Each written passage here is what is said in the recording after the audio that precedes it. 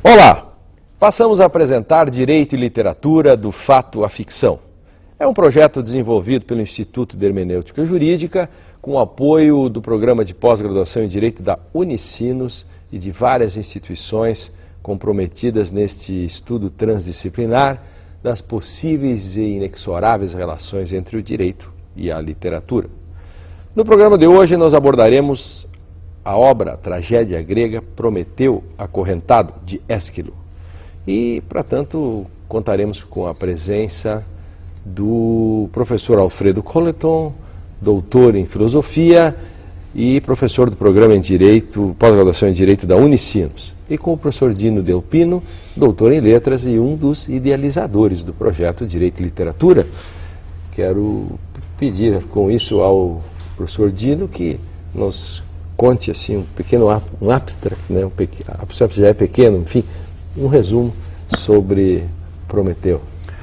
Bom, em Prometeu acontece quase nada. Prometeu entra acompanhado de Hefesto, e que é encarregado de prendê-lo no rochedo. Por que Prometeu está sendo castigado? Porque roubou o fogo dos céus e entregou para os homens. Consequência disso, todo o restante da peça é uma série de diálogos onde os mitos antigos são revividos e recontados para a plateia. Pois, o professor Alfredo, no imaginário, né, no imaginário social, enfim, aquilo que se populariza das obras, dos clássicos, cada pessoa sabe uma frase de Shakespeare, cada pessoa sabe uma frase de Machado de Assis, enfim, assim também de Ésquilo, alguém fala para um discurso, né? Prometeu acorrentado, rouba o fogo dos deuses, e essa é a história, enfim. Afinal, o que o Prometeu roubou dos deuses? O Prometeu não só rouba dos deuses, sino que dá para os homens. Pois. Não rouba para si, ele rouba para o outro. E esse é um detalhe interessante, né? As interpretações de que foi exatamente que ele rouba aparecem em várias partes do texto, da peça, onde uns dizem que é a razão, em outros momentos ele vai dizer: eu entreguei para os homens a esperança. Os homens já não mais têm como fim a morte, os homens agora têm esperança. Uma esperança infinita no futuro, né? Isso é incrível. O que significa esperança? O fazer sentido, né? As coisas passam de não fazer sentido a fazer sentido. E o que faz fazer sentido? A linguagem. Muito bem.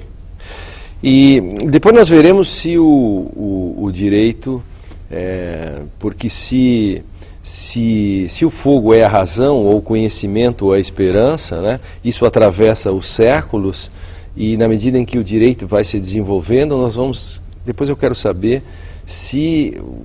como é que isso atravessa o direito, ou se o direito é inimigo do conhecimento, que é uma provocação. Professor Dino, por que a tragédia grega?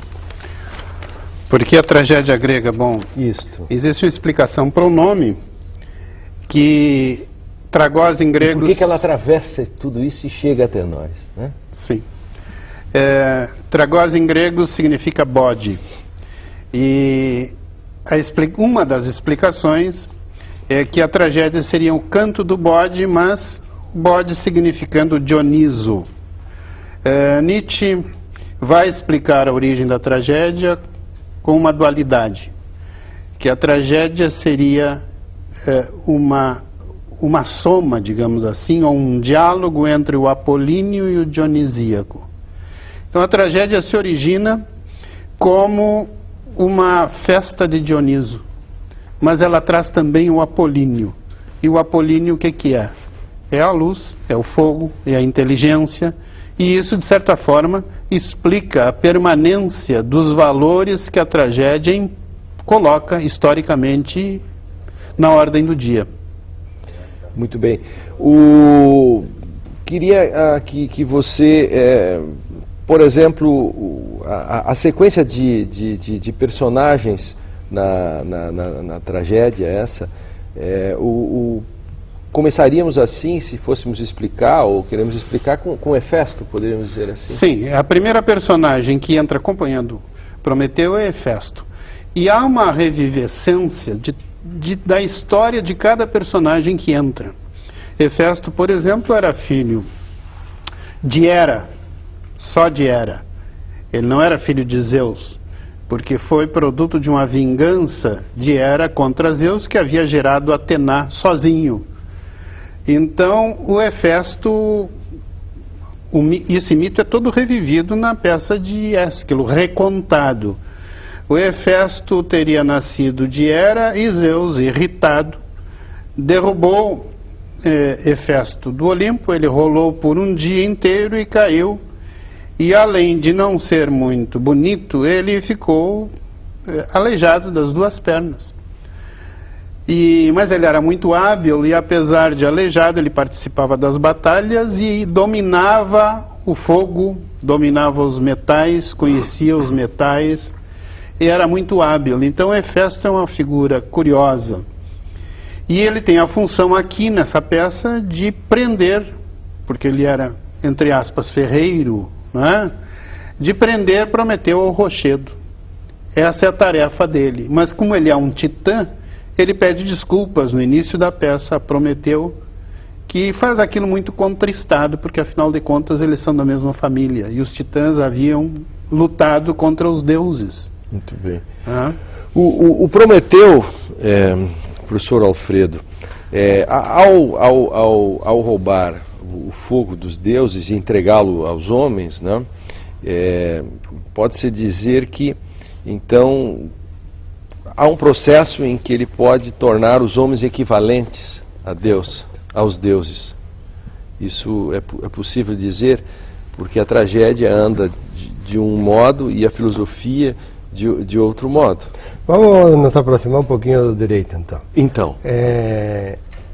Que os deuses têm que os homens não têm? Isso. Historicamente, os critérios de justo e injusto sempre são detentores os deuses, né?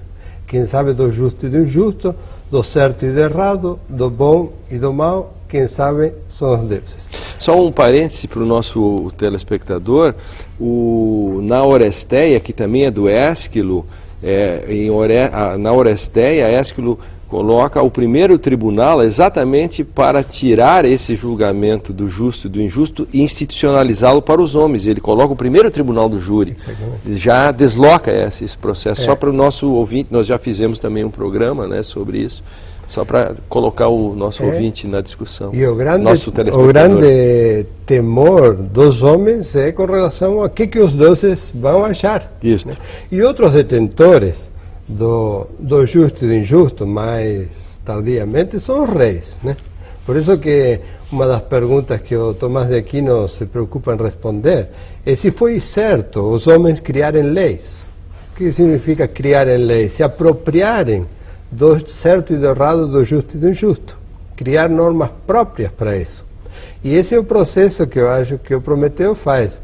É dizer, tira dos deuses, né, essa capacidade exclusiva, né, de determinar o certo e errado, o justo e o injusto, e permite que os homens, com todas as consequências que isso vai ter, né, colaterais, de ter agora nas suas mãos condições de compreender, de julgar, de arbitrar, de construir instituições que sejam mediadoras dessas relações, etc., e que eu acho que é o direito, né? Isso acaba atravessando, nós vamos discutir isso depois, na sequência, a importância disso, né? Veja como é possível, como isso aparece na Oresteia, vejamos como isso aparece no Prometeu acorrentado. Quer dizer, essa transferência do julgamento, né, e de como, passando isso para os homens, né, e o que isso significa de avanço, né, na medida em que você institucionaliza isso a um determinado momento, que isso tem que institucionalizar para os próprios homens, né, e o direito tem exatamente essa questão que está presente em todo momento, desde a filosofia, né, desde as grandes discussões que se dão ali no próprio Édipo, né, a questão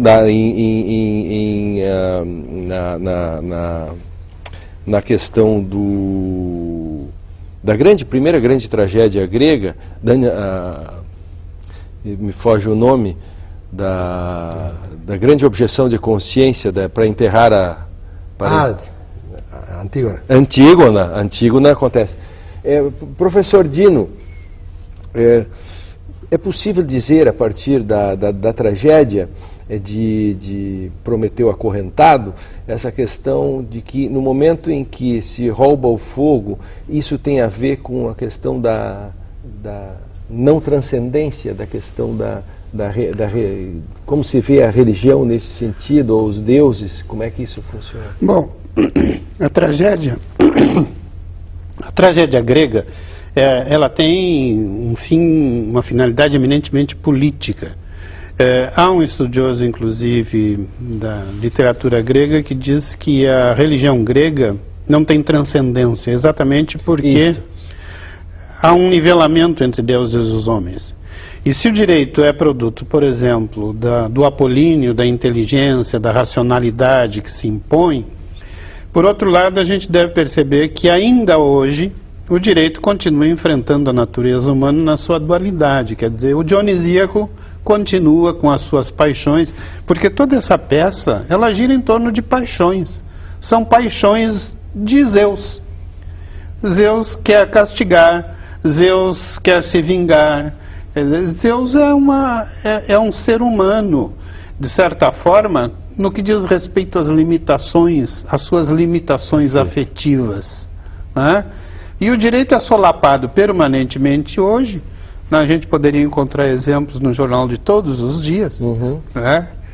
Que as paixões estão contra aquela nossa racionalidade cultivada, sobretudo a partir da Revolução Francesa, né? Imposta politicamente. No entanto, nós vemos a política penetrada pelas paixões, pelos interesses pessoais, pelos interesses grupais, pelo corporativismo. A ideia de corporativismo a gente pode encontrar lá entre os gregos e entre os deuses. Os deuses eram corporativistas. Está certo, perfeito. E nepotistas em algum sentido, claro. Exatamente. E eu pergunto para os dois aí, já que o professor Dino coloca muito bem essa discussão também, né, na sequência do que o Alfredo dizia, quando um detalhe que ainda nós não mencionamos aqui quando Prometeu é acorrentado, também tem o castigo, em face que Prometeu não quer revelar um segredo que ele teria sobre Zeus, né, que é a questão de bicar, e uma águia vem e bica o fígado dele durante o dia, e à noite o fígado volta ao normal, de manhã começa tudo de novo, que volta aí o próprio mito de Sísifo também, toda essa questão do castigo eterno. Essa águia bicando o fígado, né? Há algumas interpretações, isso, digamos assim, para o âmbito do direito, da questão de uma tragédia humana que atravessa os séculos, da inexorabilidade, da corrupção, enfim, de uma espécie de um processo extrativista, né? Como se nós fôssemos condenados a essa expoliação do corpo, mas do corpo da sociedade, eternamente. Há um castigo também que é posto ao homem em face de receber esta racionalidade. Que racionalidade é essa, então? Ou de receber essa autonomia, ou de receber essa possibilidade. Então, a própria autonomia acaba ficando acorrentada, né? Que autonomia é essa que fica acorrentada? Que libertação é essa que ele trouxe, mas deixou acorrentado, né? E que acaba... Então, acho fantástico dos gregos, e nós encontramos isso não só na tragédia, nós encontramos isso em Homero, em todo esse diálogo constante, essa disputa, essa arguição, né, em torno os deuses não são deuses sempre cheios de razão, eles erram. Eles têm que pedir desculpas, eles têm sensibilidade, se ofendem, ficam com ciúmes, mas os seres humanos são elevados a uma situação de autonomia, né? Uma autonomia dependente, como é esse paradoxo humano, né? Ninguém é tão autônomo que não dependa, né, de afetos do outro, do colega, de instituições, de história, de infinidade de coisas. Mas há constantemente esse processo, né, de estar acorrentado e estar sendo comido por um bicho, né? Justo. E agora, por isso, a corrupção das nossas instituições não pode nos autorizar a querer nos desfazer delas. Claro. O esforço é de regerá-las, né? Mas não dizer, bom, vamos tentar gerá-las de uma vez para sempre. Não tem arrumá-las de uma vez para sempre. A gente vai ver como que vai regenerar constantemente. Até porque, né, o fígado se regenera na noite. E no dia seguinte começa de novo. E há um outro detalhe, quer dizer, no fundo, a lição de Prometeu também é que ele está acorrentado à vida. Exatamente. Ele não pode morrer. Então a forma de castigá-lo é mantê-lo vivo e sofrendo. De certa forma é uma metáfora um pouco pessimista, digamos, da vida, da própria vida. O humano, demasiadamente humano, quer dizer, você acaba pagando por isso. E no momento em que você tem o fogo, você tem o conhecimento, você tem todos os ônus decorrentes disso. Exatamente. Todos os ônus que caem em cima dos homens no momento em que acontece essa ruptura, né? Como se diz assim. Se o logos suplanta o mito, na tragédia isso já vem antes. Mas, professor Dino, o Oceano, o Io, Hermes, são outros personagens importantes dessa tragédia. Hermes, que interessa muito, né? Que tanto se fala em Hermes. Hermes é outro desses personagens que todo mundo cita, né? Como ele aparece também aí no Prometeu? Eu diria assim, mais importante nessa peça de Ésquilo, mais importante do que Hermes, eu diria que é Io. Sim. Io era uma princesa argiva, né, que despertou uma paixão em Zeus. A vida do casamento de Zeus com Hera era uma permanente tragédia ou tragicomédia. Né? Porque Zeus estava sempre com novos amores e Hera nunca deixava de fiscalizá-lo e de se vingar. Então essa moça Io, que era uma princesa, ela começou a ser seduzida, e aí até já existe um lance pré-freudiano, e ela começou a ser seduzida por Zeus através dos sonhos. Zeus começou a seduzi-la por sonhos, e ela consultava o pai o que ela devia fazer, se ela devia se entregar para o Deus ou não. O pai consultou vários oráculos, e todos eles davam respostas cifradas, né? Mais ou menos como as interpretações que são dadas hoje sobre a crise financeira. Ninguém entende nada, né? Até que uma resposta era essa, que se ela não cedesse ao Deus, toda a família ia ser castigada. Então ela é expulsa de casa e é transformada por Zeus numa bezerra.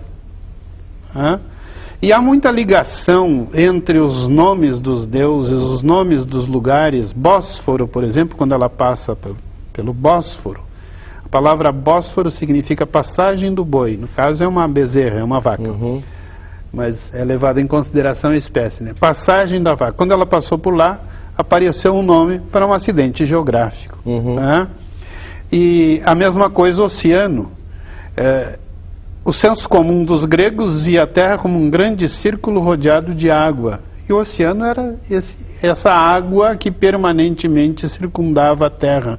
Então as personagens estão muito ligadas aos lugares.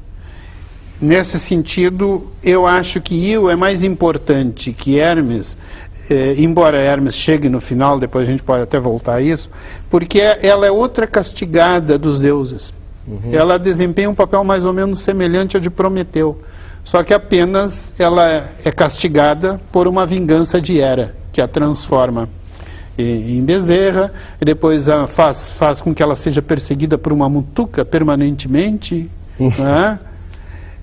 Então, com isso a gente tem mais ou menos uma ideia das personagens da tragédia. Para quem está ligando agora, nós estamos apresentando e discutindo Prometeu Acorrentado, de Ésquilo, né, com o professor Alfredo Coleton, o professor Dino Delpino, nesta série Direito e Literatura. Todo crime deve ser castigado, mas ao mesmo tempo pergunta-se acerca da justiça do castigo, né? Isso é recorrente em Ésquilo, e não só em Ésquilo, é como se a tragédia instituísse a civilização, né? Isso é recorrente, essa discussão. Pergunto, professor Alfredo, sobre esse atravessamento de 2000 anos que faz a tragédia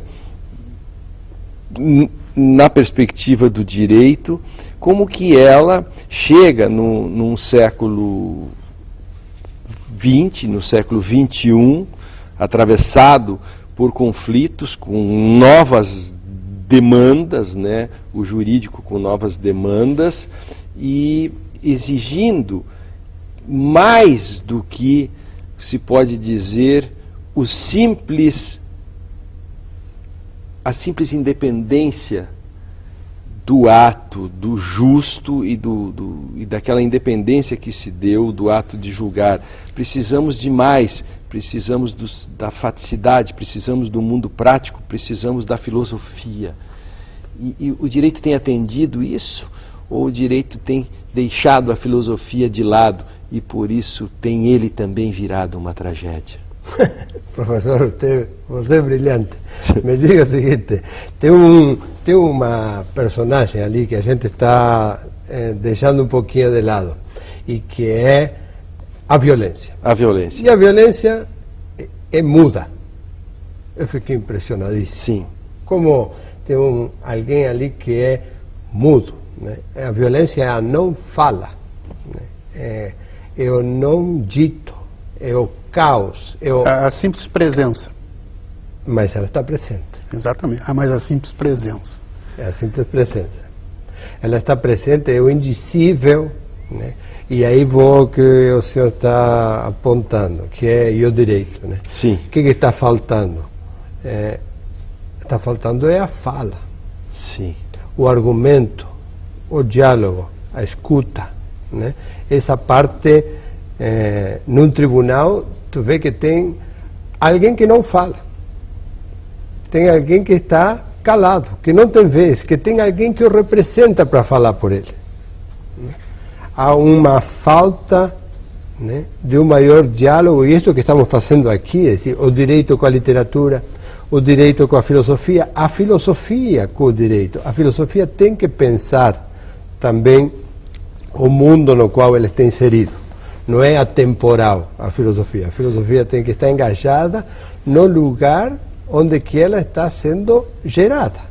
Então está faltando, há um silêncio eloquente, essa fala que está calada, mas que está presente, e tanto no tribunal como no direito, mas no cotidiano. Quer dizer, haveria que, como na tragédia, ela aparecer como o coro? O coro, de certa forma, é a voz do povo, né? Pois.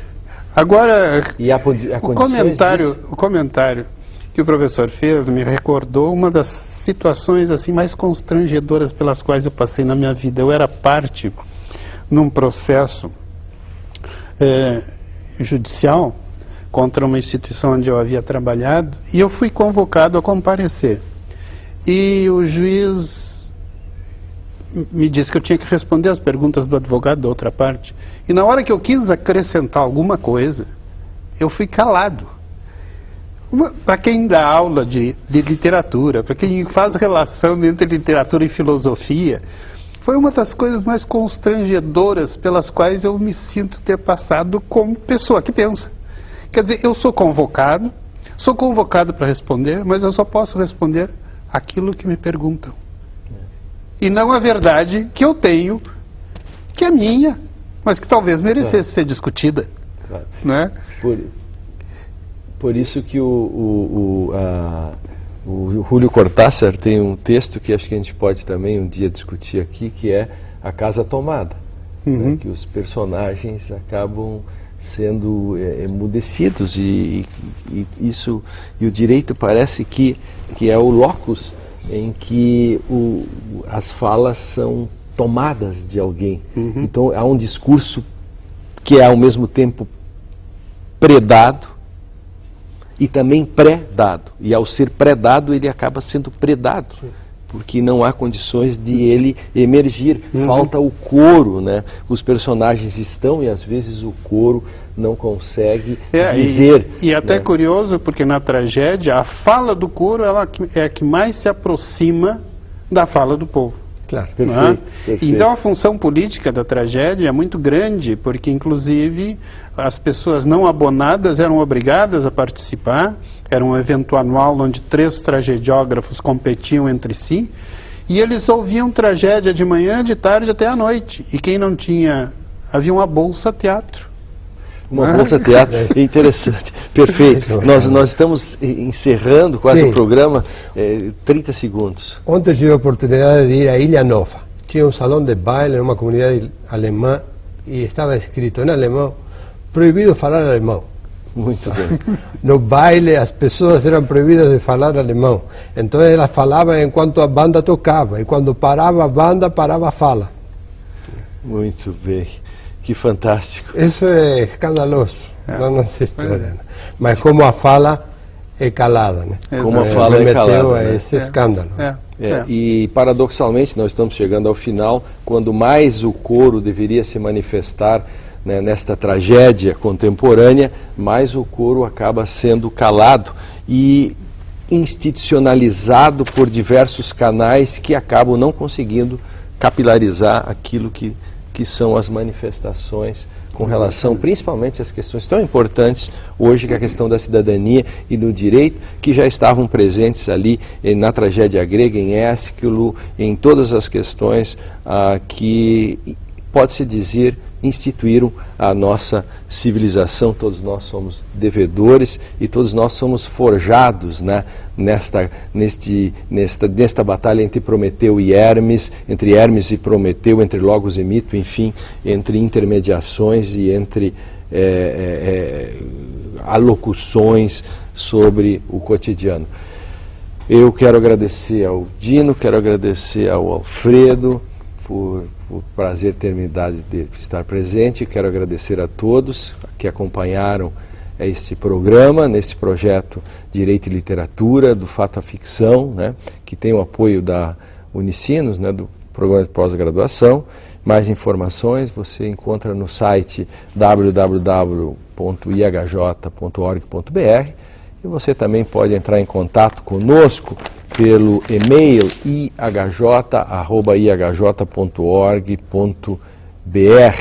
Até breve, quando estaremos aqui discutindo novos clássicos de literatura, tragédias gregas, enfim, tudo aquilo que pode nos ajudar a entender esta sociedade tão complexa na qual nós vivemos.